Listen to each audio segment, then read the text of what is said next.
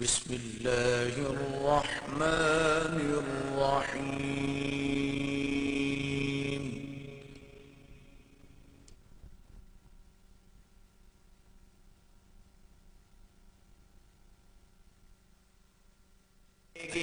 رہے تمہارا کرم سلامت رہے تمہارا کرم سلامت رہے تمہارا کرم سلامت ہماری جھولی بھری رہے گی.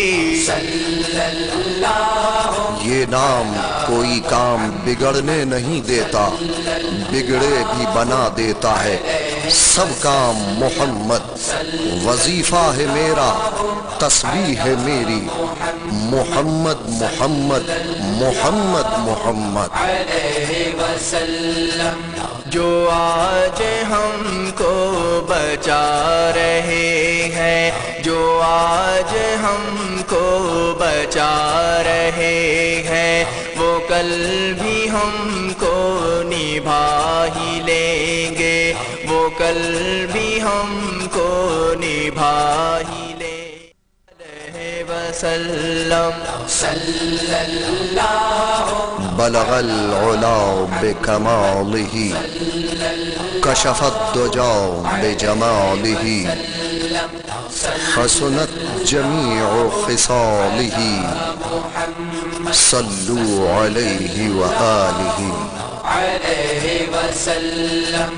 تمہارے دامن سے نسبتیں ہیں تو پھر ہمیں کیا کمی رہے گی.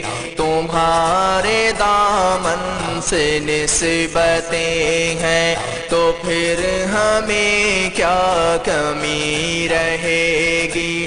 رہے تمہارا کرم سلامت رہے. رسول الکریم. اما بعد فاعوذ باللہ من الشیطان الرجیم، بسم اللہ الرحمن الرحیم. آج کی ہماری گفتگو کا موضوع ہے ہم کون ہیں. ہو آر وی، ہمارا کاز آف کریشن کیا ہے. اور اگر انفرادی طور پر بات کریں تو ہو ایم آئی، میں کون ہوں. اصل میں دوستو، اللہ تعالیٰ نے اس کائنات میں کوئی چیز بغیر مقصد کے پیدا نہیں کی. ہر چیز کا کوئی نہ کوئی سبب، مقصد اور کاز ہے. کوئی دوسری چیز یا دوسرا جاندار یہ سوچے نہ سوچے کہ میرا کاز آف کریشن کیا ہے، میری پیدائش کا مقصد کیا ہے، مجھے دنیا میں بھیجنے کا مقصد کیا ہے، لیکن انسان ضرور سوچتا ہے. اس کے ذہن میں یہ سوال ضرور پیدا ہوتا ہے کہ میری پیدائش کا مقصد کیا ہے. پھر وہ اپنے ذہن میں ایک عام سا مقصد رکھتا ہے، اپنا ایک ایم بناتا ہے. اچھا، یہ ایم ماحول بناتا ہے، اس کے ذہن میں سماج بناتا ہے، اس کی سوسائٹی بناتی ہے، اس کے والدین بناتے ہیں. بس وہ ایک عام سا مقصد ذہن میں رکھ کر کہ میری پیدائش کا مقصد یہ ہے، اور وہ اس کے حصول کی کوشش میں لگ جاتا ہے. اگر اس کو وہ مقصد حاصل نہ ہو تو وہ فرسٹریشن کا، ڈپریشن کا، ٹینشن کا، مایوسی اور محرومی کا شکار ہو جاتا ہے. دراصل ہر چیز کا ایک منصب اور مقام ہے. کبھی کسی جانور نے یہ شکوہ نہیں کیا ہوگا کہ مجھے آفس میں بیٹھ کر کام کرنے کا موقع کیوں نہیں ملتا. کبھی کسی جانور کے ذہن میں بھی یہ نہیں آیا ہوگا کہ میں جب ابھی مجھے گھر والے پال رہے ہیں، میں جب جوان ہو جاؤں گا، کوئی بکرا، کوئی گائے، کوئی اس طرح کا حلال جانور کہ جس کی پرورش کی جاتی ہے کہ میں جب جوان ہو جاؤں گا، بڑا ہو جاؤں گا، تگڑا ہو جاؤں گا، جب مجھ میں گوشت زیادہ ہوگا تو مجھے آخر میں ذبح کر کے کھا لیا جائے گا.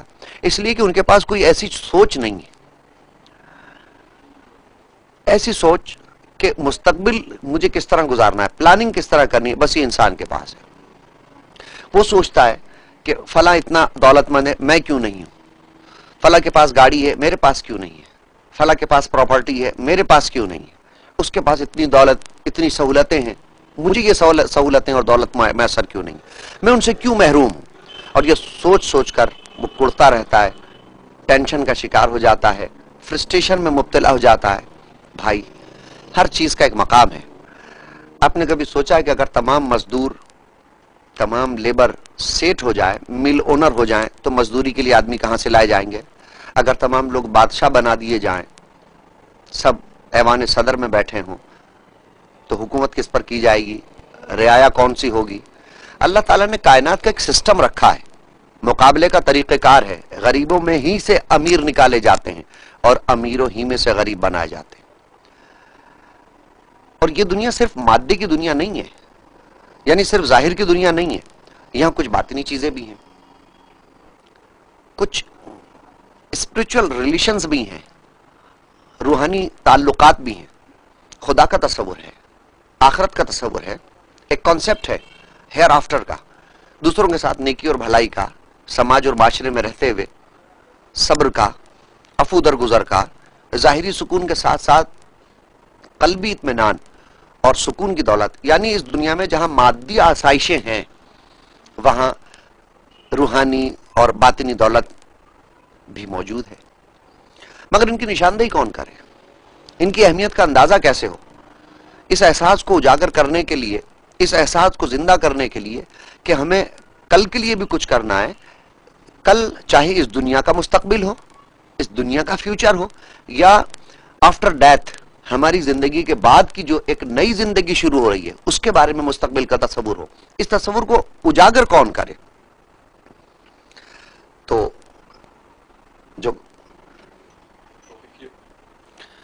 تو اس دنیا کے کریٹر نے، اس دنیا کے خالق نے اپنی کتاب میں ہمیں یہ بتا دیا کہ لوگوں تمہارا مقصد تخلیق کیا ہے، تمہیں کس وجہ سے پیدا کیا گیا۔ قرآن مجید فرقان حمید میں کئی جگہ اللہ رب العزت نے واضح الفاظ میں ارشاد فرمایا کہ لوگوں، ہم نے تمہارے لیے ایک اور دنیا بنائی ہے، ایک ابدی زندگی کے لیے ایک ابدی دنیا، ایک کالونی بنائی ہے، یہ میرے اپنے الفاظ ہیں، ایک کالونی بنائی ہے، اور وہ پیوریفائی کالونی ہوگی، ایک ایسی جگہ ہوگی جہاں تمہاری ڈیزائر، جہاں تمہاری خواہشات، جہاں تمہاری تمنائیں، آرزویں جو تم اس دنیا میں رکھتے ہو وہ ساری کی ساری پوری ہوں گی۔